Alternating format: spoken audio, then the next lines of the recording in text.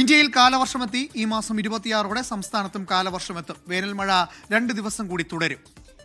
ഇന്നും നാളെയും 9 ജില്ലകളിൽ യെല്ലോ അലർട്ടാണ്. ശക്തമായ കാറ്റിൽ കോഴിക്കോട് കുറ്റ്യാടിയിൽ വ്യാപക നാശനഷ്ടങ്ങളുണ്ടായി. കോട്ടയത്ത് 4 പേർക്ക് ഇടിമിന്നലേറ്റു.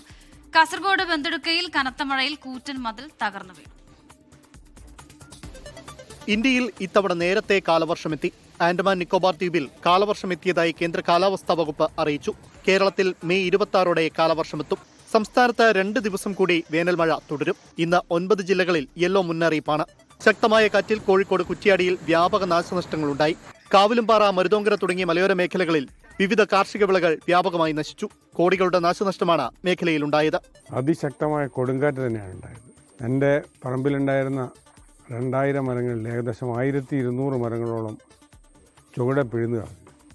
ബാക്കിയുള്ള മരങ്ങളിലൊക്കെ തന്നെയും അതിൻ്റെ ബ്രാഞ്ചുകളും അതുപോലെ ബാക്കിയുള്ള എല്ലാ സാധനവും അടിച്ചു തകർക്കുകയും ഗ്രാമ്പൂ മരങ്ങൾ നശിപ്പിക്കുകയും ചെയ്തു. മരം വീണ് 7 വീടുകൾ പൂർണ്ണമായും 10 വീടുകൾ ഭാഗികമായും തകർന്നു. ശക്തമായ കാറ്റിൽ വീടിന്റെ മേൽക്കൂര പറന്നകന്നതോടെ അത്ഭുതകരമായാണ് വീട്ടമ്മ രക്ഷപ്പെട്ടത്. ഇന്നലെ ഒരു 1:45 ആയപ്പോൾ ഇങ്ങനെ ഭയങ്കര ഒരു സൗണ്ട് കേട്ടപ്പോൾ ഞങ്ങൾ എണീറ്റിരുന്നു.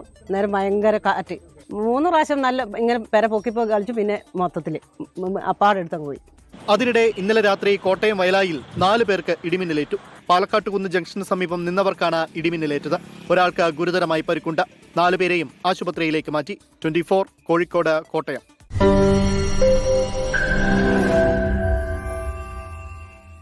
ലോകത്തെവിടെയായാലും ഏത് സമയത്തും 24 വാർത്തകളും ഓഗ്മെന്റഡ് റിയാലിറ്റി പാക്കേജുകളും എക്സ്പ്ലെയിനറുകളും വിശദമായി കാണാൻ ഞങ്ങളുടെ യൂട്യൂബ് ചാനൽ നിങ്ങൾക്ക് സബ്സ്ക്രൈബ് ചെയ്യാം.